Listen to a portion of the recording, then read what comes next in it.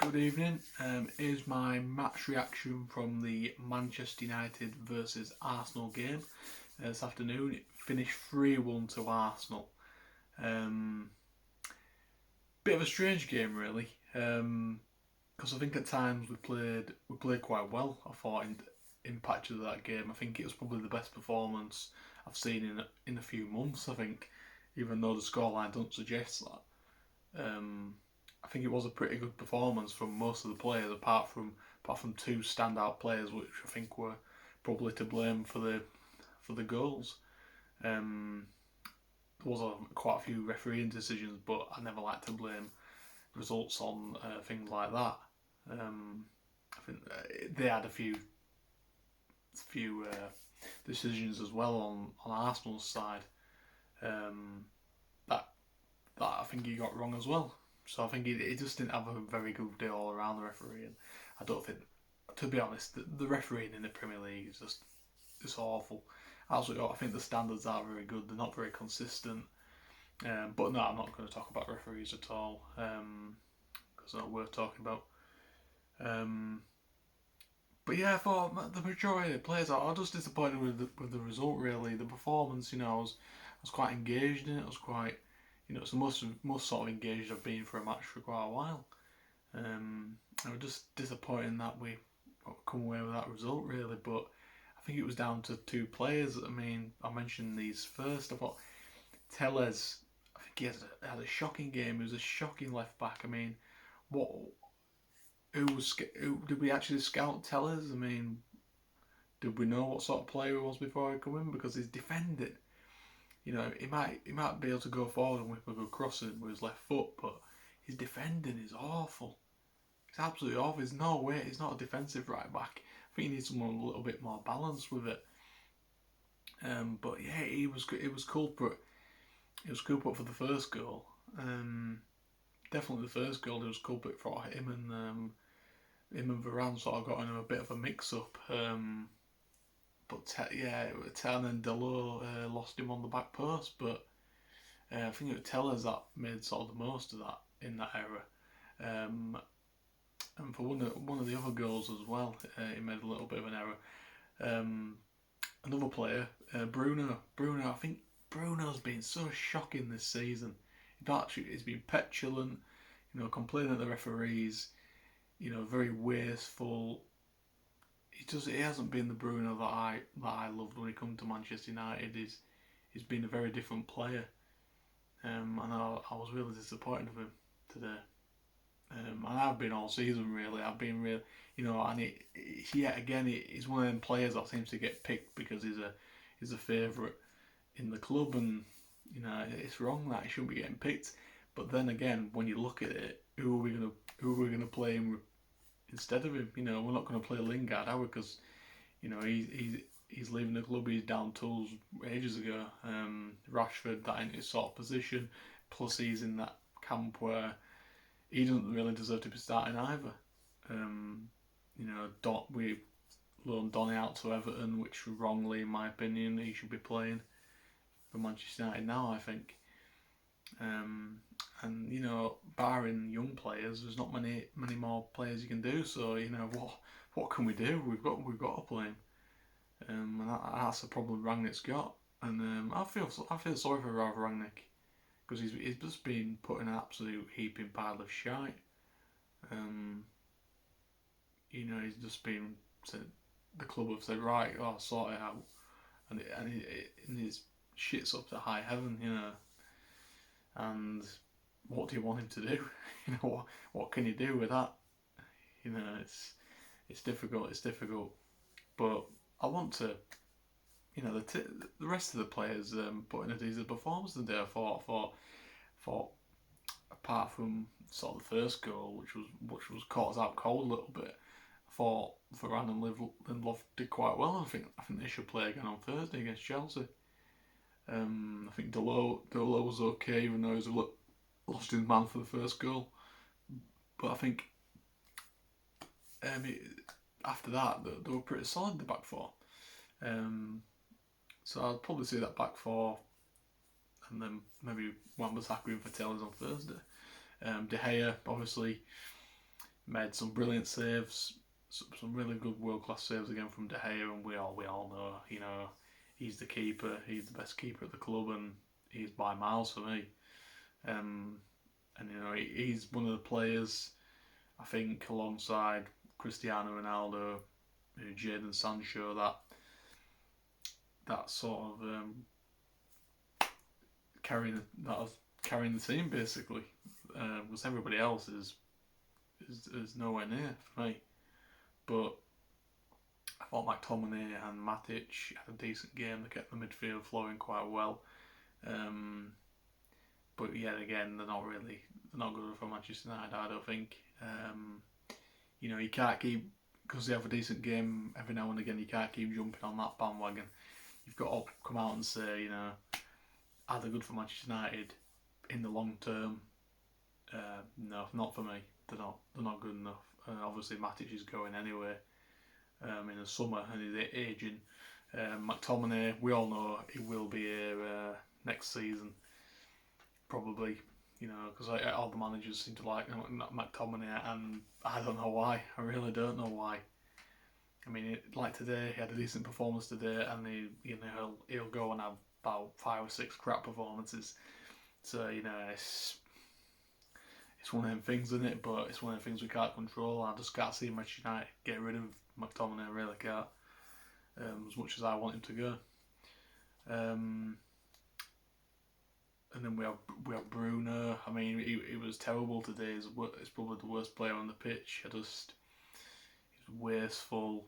He was petulant at times, and I just haven't got time for that. And I'm absolutely fed up of Bruno today. I really am. I'm just going to turn that light back on because it's gone a bit dark. There we go. A little bit more light again. A little bit more light. There we go. It's a little bit better again. Where was I? Yeah, Bruno. No, he was terrible. He's been terrible all season. Shocking today, I thought. Elanga, I think at times he did well to get down that right hand side, and he made quite a good few runs. He connected up with Ronaldo and midfield. He played okay at times, but in the end of the day, he's still a youngster and he's still learning his craft. And you've got to look at that. And we can't, I think we're in that situation where we're sort of relying on him too much, really, because players that play in that positions haven't been good enough, and they're putting the performances like your Rashfords, and obviously Martial's on loan. Greenwood, we won't mention that one. But what can we do? And maybe we're pushing him a bit too quick, really. But he's got to play, I think, because he's probably the best player we can pick in that position at the moment. So he's got to play. And obviously you got Sancho on the other side. I think he had quite a decent game. I think he had sort of the beating of their left back, their right back, Cedric. I think he had the beating of him. And I think he had a decent game, did Sancho. And I think he's going to be one of them players that's going to work really well under Erik ten Hag. I think I'm looking forward to seeing Sancho in a ten Hag system, and I think he'll be a good candidate to play on the left hand side or the right. We'll have to see, but it's probably going to be the left hand side for Ten Hag. So yeah, looking forward to that. Obviously, Cristiano Ronaldo scored the only goal that we scored in a great crossing from Matic. Quality cross, and that's what you've got to do. If you want Cristiano Ronaldo to get the best out of him, you've got to play to his strengths. You've got to put balls into the box. You've got to connect up the play, getting involved in the play. You've got to play to his strengths, and we just haven't done that enough this season. Even though he has still scored a lot of goals, including 2 hat-tricks in the Premier League, and he's up there third goal scorer in the Premier League, so top goal scorer. So he's still done brilliant in an absolute, probably the worst side he's actually been in his football career. and he's still done reasonably well. And I think if we'd have played to his strengths more, which we haven't really done as much this season, I think we'd have seen a lot more goals from Cristiano Ronaldo. Um, and credit to him as well, because what he's been through this week, it's been absolutely horrible, and I won't wish that on anybody. It's been horrible. It's been absolutely horrible for him, and credit to him to come and play today, because it's something no one would want to go through, is that. So yeah, credit to him, and thoughts with family and all that. But yeah, I mean, regarding the penalty as well, I mean, I don't know what Bruno was thinking taking that. As soon as he stepped up, I wasn't confident at all, just the way Bruno's been playing this season. He's been absolutely abysmal this season. So when he stepped up, I just wasn't confident at all. And he was too casual with it. His usual hop, skip, and a jump, hit the post, and it goes out for a goal kick. And I just thought, the way Cristiano Ronaldo is playing at the moment, everything seems to be, every shot is seeming to be going in. So I'd give it to Ronaldo. I'd give the penalty to him, and at 9 out of 10, he'd probably put it away. So I think it was a bad decision, really. I think the manager should have. I know Ralph said after the game that they decided between each other who's going to take the penalties, but I think Ralph really should be saying, right, Ronaldo's our best player. He's relentless from the penalty spot. He has been over his career, and I think he should have been taking it. And I think Ralph should have done that. And I also think Ralph should have made him captain as well, and he made Bruno captain, which is strange. This is another strange one, really, but look, it's disappointing. It's another disappointing result, and top four for me. Top four have gone a long time. It had gone maybe a month ago. I just couldn't see Manchester United getting anywhere near top four. We don't deserve top four anyway. We just don't. We haven't been good enough over the season. We've been inconsistent. Our mentality is not good enough. And next season it's going to be a massive job for Erik ten Hag. There is going to be a massive exodus. There's going to be a lot of players leaving because they're out of contract, and players that aren't getting game time. But the problem is we're still going to have some of the crap here next season. Maybe because we can't sell them because the wages we're paying them, or because we paid too much for them in the transfer market and we don't want to lose out on money. But I really think that some of these players, we just need to cut our losses and start fresh. I really do. That's what we need to do. But it's whether Manchester United are going to do that, because I don't think they will do. I just don't think they will do. But hopefully they can do. But yeah, last few days, sort of Ten Hag's been coming out with some quotes. Anyone who doesn't meet up to my expectations in his new regime, he's not going to tolerate it. And if they're not up to it, they're going to be out. They're not going to be playing.